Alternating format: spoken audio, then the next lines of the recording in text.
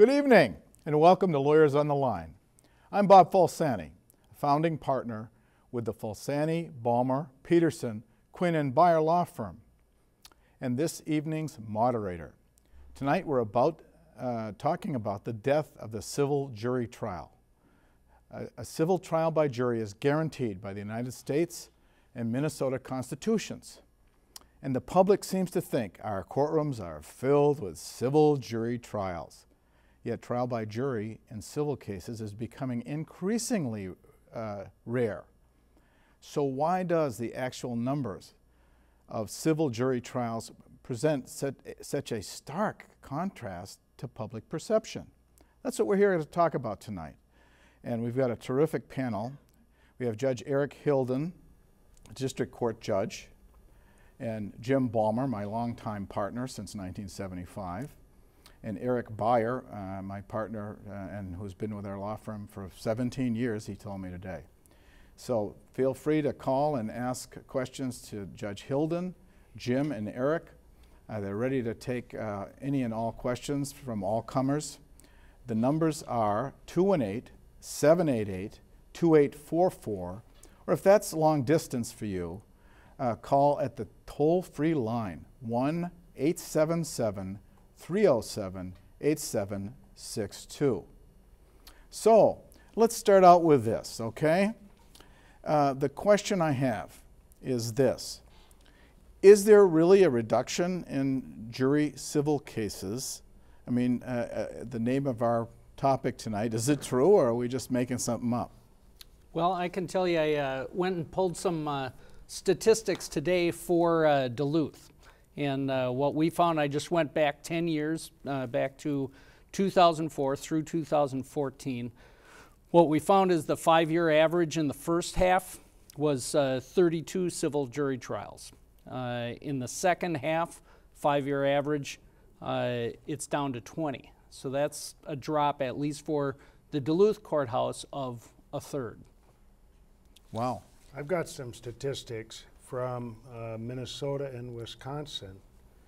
Beginning 2004 and ending in 2013, the total number of jury trials throughout the state of Minnesota for personal injury, wrongful death, and medical malpractice declined from roughly 291 down to 204.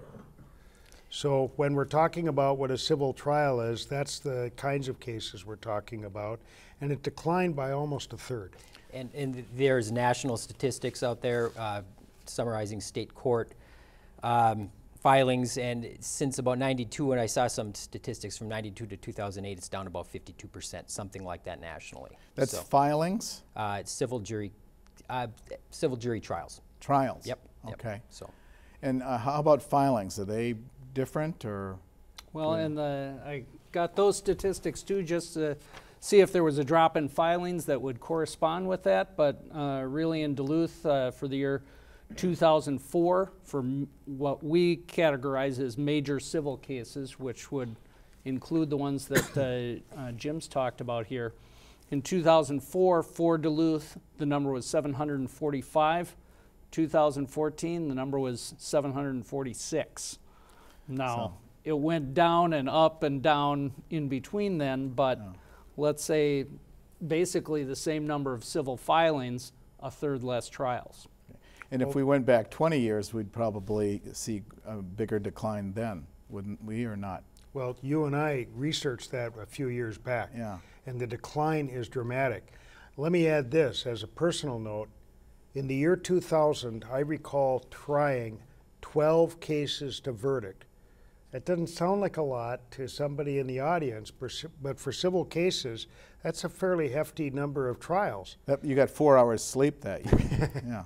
Well, yeah. Aged 20 years. It isn't like TV, right? You're really you prepare only for trials. Yeah, you actually have to get ready for them. And this year I haven't tried any yet. Last year I think I tried 2 or 3.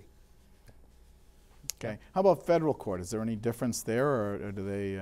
Dramatic difference, actually. I took a look at some of those statistics, and the number of civil bodily injury type cases is down about 50% in the same.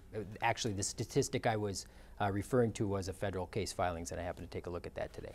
So All right, so it's, they're trying nowhere near as many cases as they used to. It's just, although the number of filings isn't terribly down, but they're just not getting to court. So right. So it's Duluth, Minnesota, Wisconsin, and the whole United States then, huh? it's Every pretty place. consistent. Federal, state, everything. Looks like. All right. Is there anything to be concerned about here? Is this great and there's no trials and cases get resolved and everybody is happy? No, I'm an old trial lawyer.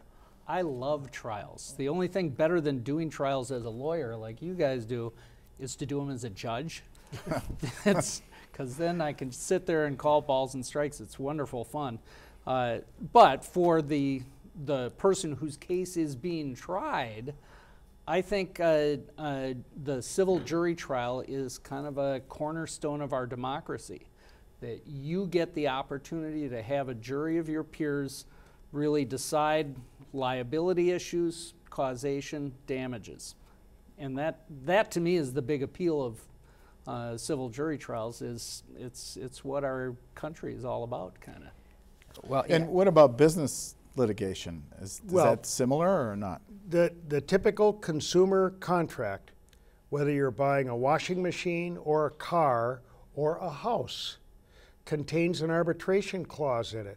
And many of us think, well, gosh, if I get cheated on this purchase, I'll get my money back, and if they won't give it to me, I'll take them to court. No, you won't, because it's part of the pre-printed contract that says all such disputes are submitted to binding arbitration. When you sign that contract to purchase that item, you are giving up your right to a trial by jury. So you're just going to have to take potluck if you have a dispute with the seller of the item that you bought.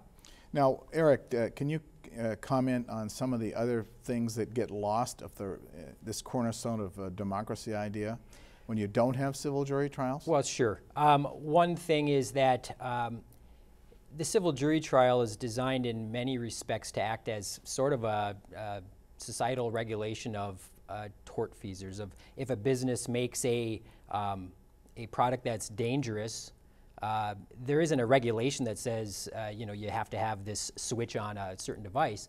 But what happens is if they face liability for doing something they shouldn't do, a major company, for example, and then they end up having the light of day through a court trial shown upon that, their motivation then is to change that and make things safer. So that affects people. And what happens when cases just settle, almost invariably with any major corporation, you're dealing with a confidentiality clause, which requires we'll pay you the money, but we're not admitting anything, and you can't tell anybody what we're paying you. So Now, that's a major player in how consumers are treated by wrongful actors in business, big business. So if a case is in litigation and there's a settlement, let's say it's a products liability case, and it doesn't go to trial, right? Right. And when it's settled, they put this clause in that says that the public can never know what went on? Almost routinely, and just about any major corporation will do that in a product case, for example, that says you can't tell anybody, we're not admitting to anything, and you can't tell anybody unless you're required by a court to disclose that kind of information. So yeah. Now, Judge Hilden, are there times when judges have said we're not going to allow that, the confidentiality, or not? Most of the time, settlements are up to the parties, and that's a term that can be negotiated or not negotiated.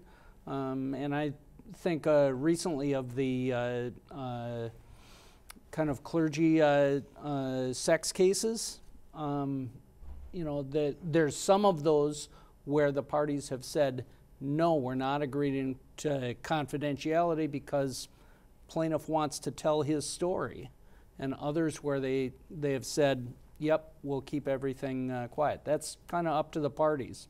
If there was a controversy about it and somebody put it in front of a court and said, here, you decide this, then certainly we could. Yep. The other thing is just generally the common law, the way courts interpret certain actions in civil society is basically interpreted through a series of analysis and Supreme Court and appellate decisions. So if one court says this under these circumstances, the other courts have to follow that. If you don't have enough cases that are getting there, the case law gets stale. So it's not changing to the same degree as our society is, and certainly technology has had a major effect on our society, and we're just not getting a lot of those civil cases tried on the record to interpret and then find out where we go from there.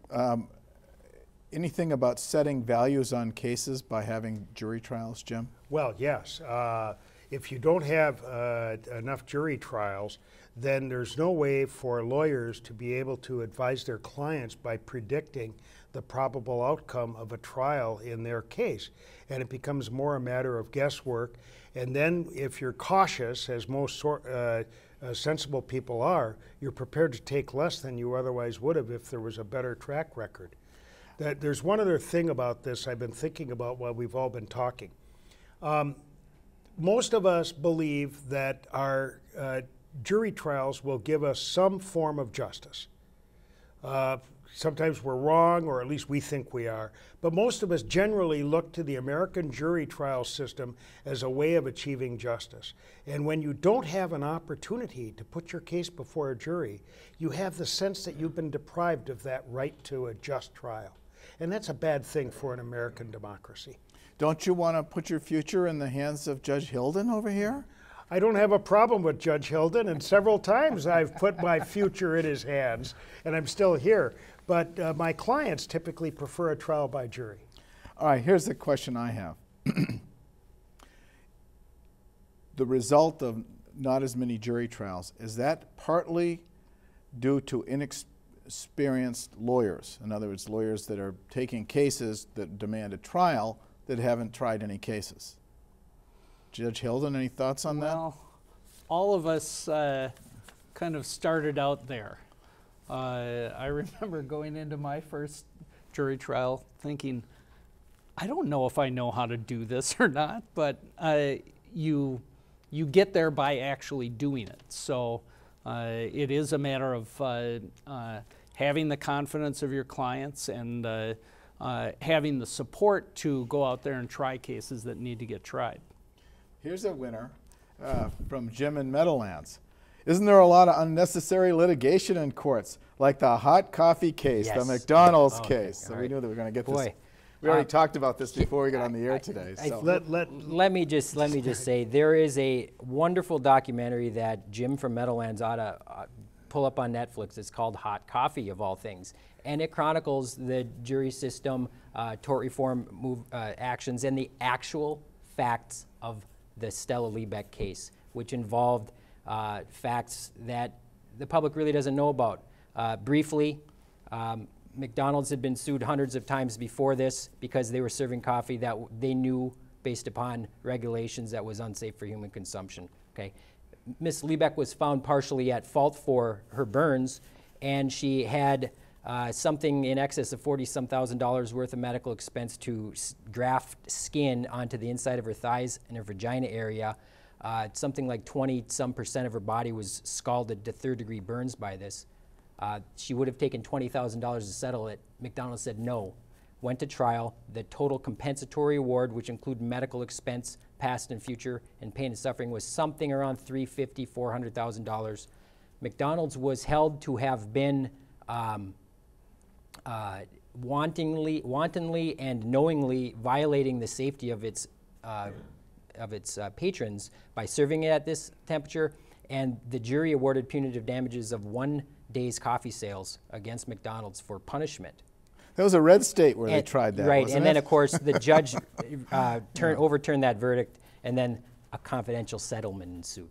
All right. So, well, anyway, do you see a lot of frivolous claims brought in your courtroom, Judge Hilden? No, and really, there's an awful lot of cases that are started that we never see, because you can, in Minnesota, you start a case by serving the other party with the complaint, and then it's only later that if the case is still going on, that it gets filed and the court gets involved. So there may be many cases out there getting settled that we don't even hear about. The ones that get here, we go through our regular processes. Some of the cases are going to get thrown out, and that's just the way it is. Other cases are going to go to trial, And that's fine with us too. But is getting something thrown out the same as it being frivolous? No. Right, okay. What's the difference? There's something else here. Typically, a person representing a plaintiff, a lawyer representing an injured plaintiff, does not get paid unless there's a recovery. And there's no incentive for us to bring frivolous lawsuits because we won't get paid, because we'll lose the case. And evidently, there aren't too many frivolous lawsuits because the total number of jury trials has been declining. And the last year for which we have statistics in the entire state of Minnesota, over 5 million people, 204 personal injury, wrongful death, and medical malpractice suits were tried statewide. That's not very many. It's not exactly a Wild West show. No. Judge, how much of your time do you spend doing civil jury work as compared to other tasks, criminal, divorce, the rest of that? Oh, very little.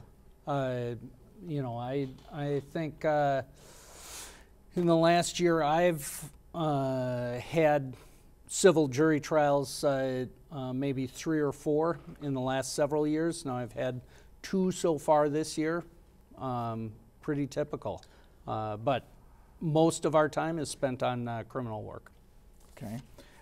Here's a question. How hard is it to win when contesting a will in front of a jury?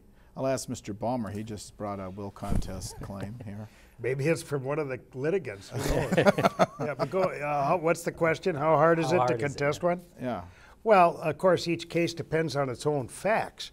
And in the case that you just referred to, we're just getting into the case. Now, we think there are serious questions about the validity of that will. But, and we think that if we can prove our case, the will be ruled invalid. But, of course, it'll have to be tried to a judge and jury, and they will make that decision. Here's a question I have. About, what, 20, 25 years ago, mediation became mandatory in Minnesota, right? Yep. Tell us a little bit about why the courts make civil cases go to mediation. Well, what is mediation first? Sorry, Judge. Oh, no, that's all right. Okay.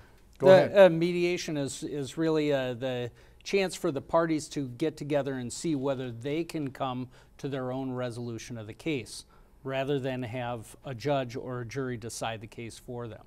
So it's a voluntary process, which unlike arbitration, sometimes arbitration is mandatory, but mediation is always voluntary. And I think it was when it came in, it was a recognition of the fact that most civil cases will go to settlement. And so it was just trying to encourage the parties to get there by having the use of alternative dispute resolution, or ADR, be something that the courts would order on a consistent basis rather than have it be more haphazard. Okay. And so how important is mediation in civil litigation nowadays, Jim? Most of my cases settled by mediation. Very few of my cases settle until there's been a mediation. The vast majority settle at mediation. A few don't, and then those go to trial. But it's critical now because almost all cases are resolved in that manner. So then, is there a third party that serves as the mediator? Yes. Who do you pick for something like that? Well, there's in the Duluth area there are several. I'm not naming names. No, I'm just I know. What kind of person? Well, usually it's a lawyer who is experienced and knowledgeable about the type of case being mediated.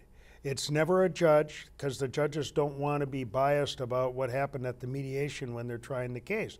So they stay out of the mediation process.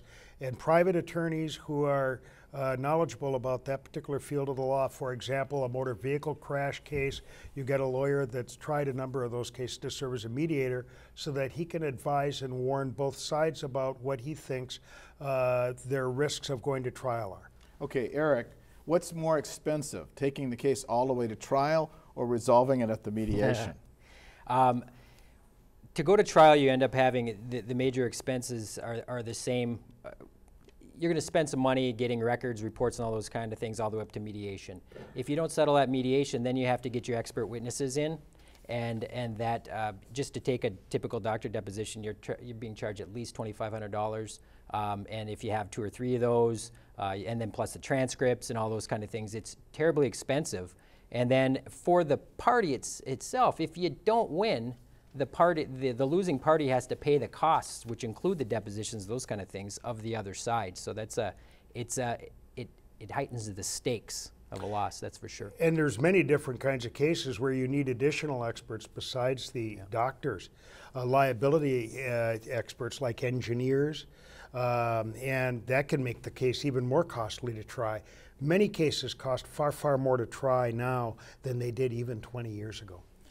Here's a question that's related to the mediation thing. And it says, do you need a lawyer to be the mediator, number one? And number two, how much trial experience is needed to have a mediator? You don't need a lawyer. There are human rights cases, for example, the mediators are rarely lawyers.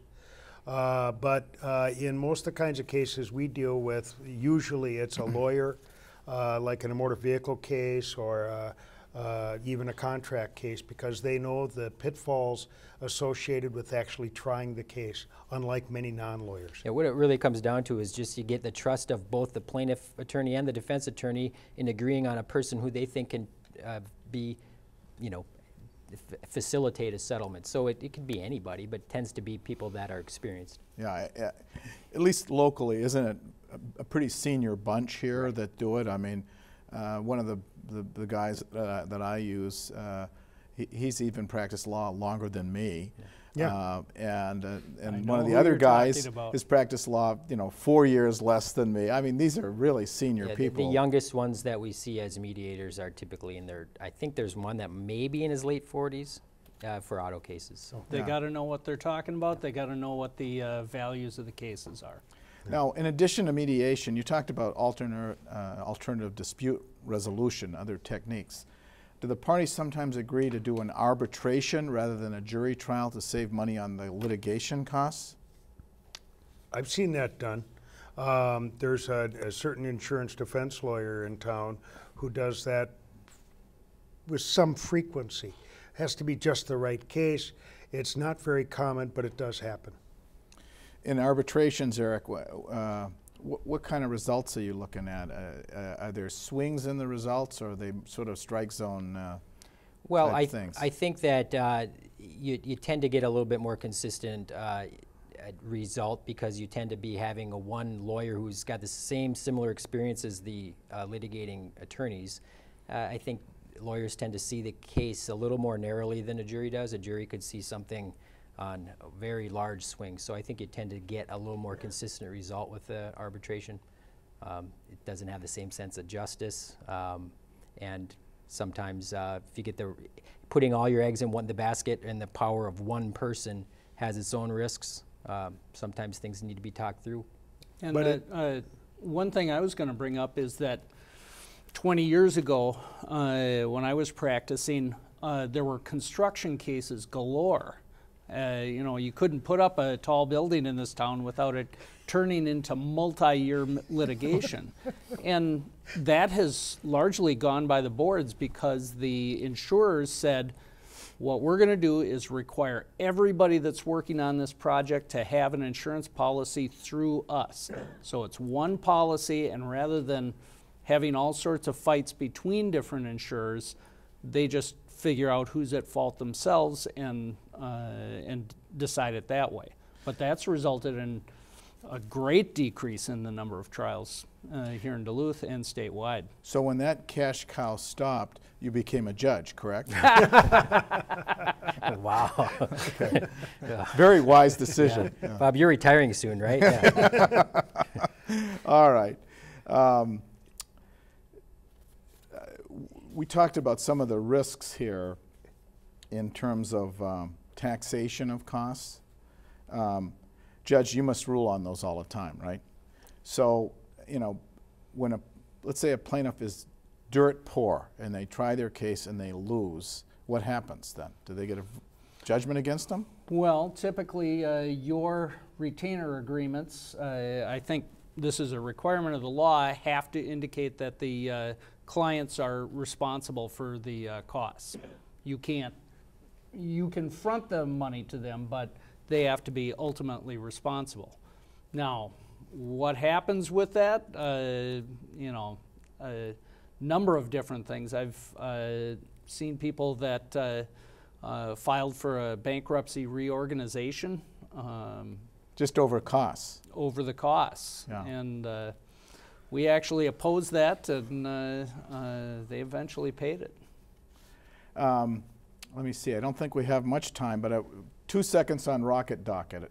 Oh, I guess we got to go. Okay, never mind. That's all we have time for tonight. Remember, you can watch our show again online at www.wdse.org or www.duluthtrilelawyers.com. I'd like to thank you and thank our panelists tonight for their expertise. It's been fun for all of us. Thank you for watching. I'm Bob Falsani. I'll see you next year.